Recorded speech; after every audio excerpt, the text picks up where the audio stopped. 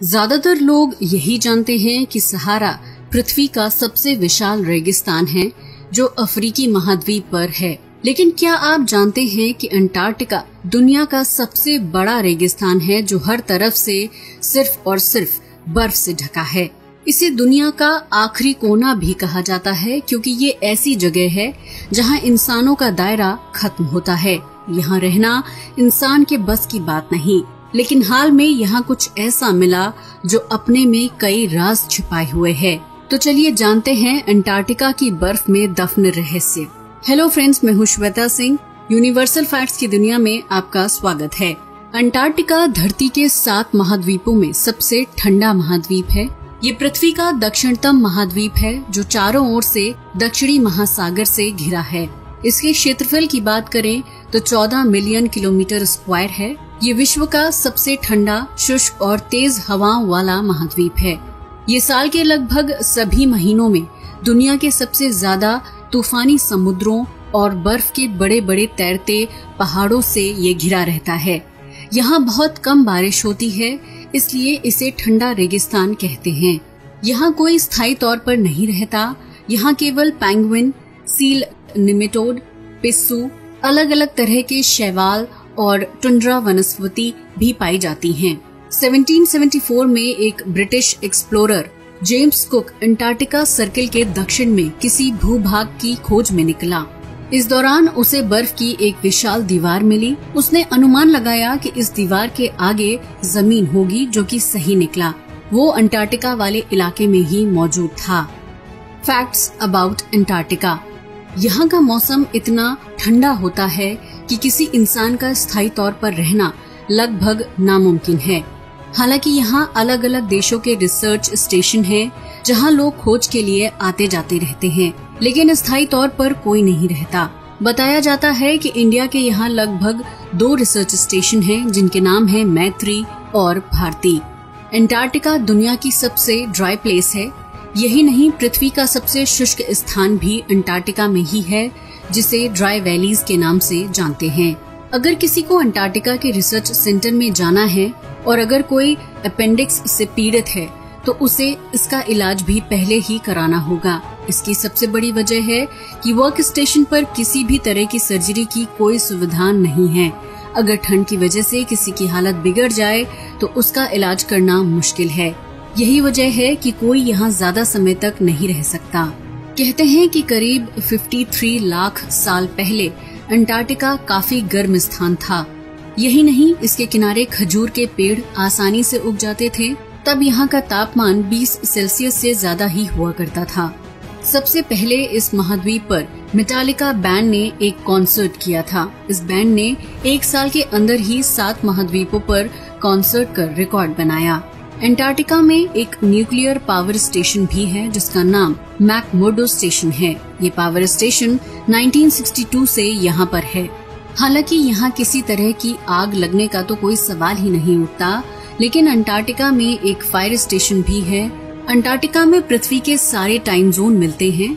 यहाँ सभी देशांतर रेखाएं जो कि टाइम जोन को डिफाइन करने के लिए यूज की जाती हैं, इसके दोनों ध्रुवों पर मिलती हैं।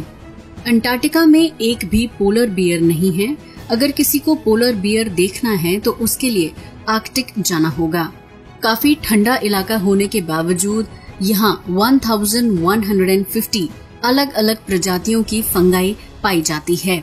वैसे तो यहाँ कम ही लोग जाते हैं, लेकिन यहाँ एक बार की भी व्यवस्था है जो दुनिया के दक्षिणी छोर पर मौजूद है। ये बार वर्नाडस्काई रिसर्च स्टेशन में है। अंटार्कटिका का 99% हिस्सा बर्फ से ढका है।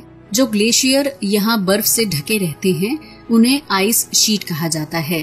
अंटार्कटिका की बर्फ की औसतन मोटाई करीब 1.6 किलोमीटर है। इसके अलावा यहाँ पूरी धरती पर मौजूद पानी का करीब 70% हिस्सा मौजूद है। जानकर हैरानी होगी कि कई साल तक किसी को अंटार्कटिका के अस्तित्व के बारे में कोई जानकारी नहीं थी। फिर 1820 में इस महाद्वीप को सबसे पहले देखा गया। इससे पहले लोगों को यही लगता था कि ये सिर्फ द्वीपों का एक समूह है। नॉर्वे के रोआल्ड अमंडसन पहले इंसान थे जो सबसे पहले दक्षिण ध्रुव तक पहुँचे। उन्होंने 14 दिसंबर 1911 को दुनिया को बताया कि एक महाद्वीप और है जहां वो पहुंचे और उन्होंने वहां नॉर्वे का झंडा लगा दिया। ये एक ऐसी जगह है जहां कोई अपना अधिकार नहीं जमा सकता। 1959 में 12 देशों ने एक वार्ता की और इस महाद्वीप को शांतिपूर्ण अनुसंधान गतिविधियों यानी पीसफुल रिसर्च एक्टिविटीज के लिए चुना। सभी ने अंटार्कटिका संधि पर हस्ताक्षर किए। वर्तमान में इस संधि पर 48 देश हस्ताक्षर कर चुके हैं। इस महाद्वीप के नीचे तकरीबन 300 से ज्यादा ठंडे पानी की झीलें हैं जो क्रोड के गर्म तापमान से धरती का ऊपरी तापमान बैलेंस रखती हैं। अंटार्कटिका में माउंट एरेबस नाम का एक सक्रिय ज्वालामुखी भी है। कहते हैं कि अंटार्कटिका की बर्फ पिघलने से धरती के गुरुत्वाकर्षण बल में हल्का सा बदलाव आता है। ये अकेली ऐसी जगह है जहां किसी भी प्रजाति के सांप नहीं पाए जाते। धरती का सबसे कम तापमान यहीं मापा गया है। यहाँ न्यूनतम तापमान -88.3 सेल्सियस मापा गया। अंटार्कटिका के बारे में कहा जाता है कि यहाँ बर्फीली हवाएं चलती हैं। कभी कभी तो यहाँ 320 किलोमीटर प्रति घंटे की रफ्तार से ठंडी हवाएं चलती हैं, जो बर्फ की मोटी परत को काटकर उड़ा ले जाती हैं। मिस्ट्रीज ऑफ अंटार्कटिका, बर्फ के नीचे दबे मिले इंसानी अवशेष। अंटार्कटिका ऐसी जगह है जहाँ चारों ओर बर्फ की मोटी परत बिछी है। यहाँ इंसानों का रहना मुश्किल है। हालांकि यहाँ लोग जाते हैं, लेकिन वो कुछ ही दिनों में अपने घर लौट आते हैं। यहाँ कोई स्थायी निवासी नहीं है, लेकिन जब यहाँ बर्फ में इंसानों के कुछ अवशेष मिले तो वैज्ञानिक हैरान रह गए। अंटार्कटिका में लिविंगस्टन नाम का एक द्वीप है जहाँ 1980 में रिसर्चर्स को एक महिला की खोपड़ी और पैर की एक हड्डी मिली, जो करीब 175 साल पुरानी निकली। दावा किया गया कि वो महिला चिली की निवासी थी, जिसकी मौत 21 साल की उम्र में 1819 से 1825 के आसपास हुई थी। बताया जाता है कि ये अंटार्कटिका पर पाया गया अब तक का सबसे पुराना इंसानी अवशेष है। हैरान करने वाली बात ये है कि जिस जगह पर महिला के अवशेष मिले वो साउथ चिली से करीब 1000 किलोमीटर दूर है। ऐसे में सवाल उठता है कि आखिर वो महिला यहाँ कैसे पहुँची, क्योंकि डोगियों के जरिए इतना लंबा सफर करना लगभग नामुमकिन है। अंडरग्राउंड लेक्स, अंटार्कटिका को देखने पर यही लगता है कि यहाँ सिर्फ और सिर्फ बर्फ की मोटी चादर ही है। यहाँ बर्फ के नीचे कुछ और होने की कल्पना करना भी मुश्किल है, लेकिन वैज्ञानिकों ने यहाँ कई अंडरग्राउंड लेक्स खोज निकाले। इसमें से एक है वॉस्टॉक लेक। ये अंटार्कटिका की सबसे बड़ी सब ग्लेशियर लेक है, जिसकी खोज 1990 में रशियन साइंटिस्ट्स ने की। ये बर्फ से करीब 3.5 किलोमीटर नीचे मौजूद है। ऐसे में सोचने वाली बात है कि बर्फ की इतनी मोटी लेयर के नीचे भला पानी की झील कैसे हो सकती है। दरअसल बर्फ के नीचे ये पानी हाई प्रेशर की वजह से लिक्विड फॉर्म में रहता है। वहीं धरती के कोर की वजह से होने वाली गर्मी से झीलों का तापमान नॉर्मल रहता है।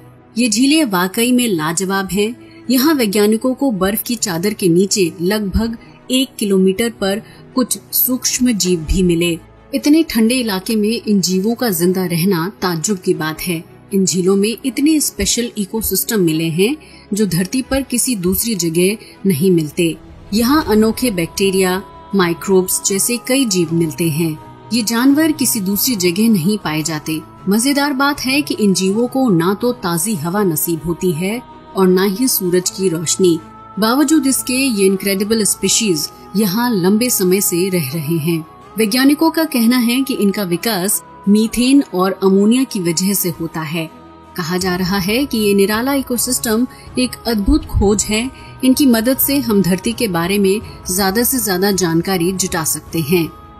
नाजी बेसिस, हिटलर के बारे में तो सभी जानते हैं, जो एक क्रूर तानाशाह शासक था। हिटलर की इच्छा थी कि पूरी दुनिया पर उसका राज हो। इसका एक नमूना अंटार्कटिका पर मिलता है। दरअसल अंटार्कटिका पर नाजी बेस मौजूद है। हालांकि ये सुनने में थोड़ा अजीब लग रहा होगा, लेकिन सच है। जहाँ इंसानों का रहना मुश्किल है, वहाँ हिटलर की सेना जा पहुँची। दूसरे विश्व युद्ध के शुरुआती चरण में हिटलर ने एक सीक्रेट मिशन पर कुछ सैनिकों को रवाना कर दिया। इस सीक्रेट अभियान का नाम था स्क्वाबेनलैंड। हालांकि ये अभियान कुछ ही महीने चला। 5 फरवरी 1939 को नाजी सेना यहाँ से वापस लौट आई। Hidden mountain range. अंटार्कटिका में इतनी बर्फ है कि अगर दुनिया की सारी बर्फ को मिला दिया जाए तो भी कम पड़ेगा। शायद यही वजह है कि यहाँ एक हिडन माउंटेन रेंज भी मिला है। 1950 में बर्फ की एक विशाल शीट के नीचे खोजकर्ताओं ने गैम्बर्टसेव माउंटेन रेंज की खोज की। इसकी ऊंचाई की बात करें तो करीब 27 मीटर है, जबकि लंबाई 1200 किलोमीटर है। हालांकि देखने में ये नॉर्मल माउंटेन रेंज की तरह ही दिखती है, लेकिन एक हैरानी की बात है कि ये बर्फीली पहाड़ी करीब 1 बिलियन साल पुरानी है। ऐसे में सोचने वाली बात है कि ये पहाड़ियाँ इतने लंबे समय तक कैसे टिकी रह सकती हैं। समय के साथ साथ पहाड़ी छोटी होने लगती है, लेकिन इतने साल तक ये पहाड़ी कैसे जिंदा रही। सिंगिंग बाय आइस शीट्स सुनने में थोड़ा अजीब जरूर लगेगा, लेकिन अंटार्कटिका की आइस शीट से कुछ गुनगुनाने की आवाज आती है। 1950 में कुछ ऐसे आइस शीट्स की खोज की गई। इन्हें रॉस आइस शेल्फ के नाम से भी जानते हैं।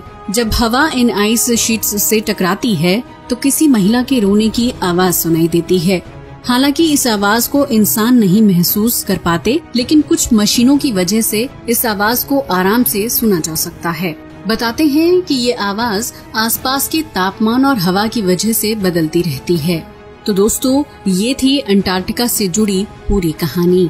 आज के लिए बस इतना ही। वीडियो अच्छा लगा हो तो इसे लाइक और शेयर करें, साथ ही चैनल को भी सब्सक्राइब करें। जय हिंद दोस्तों।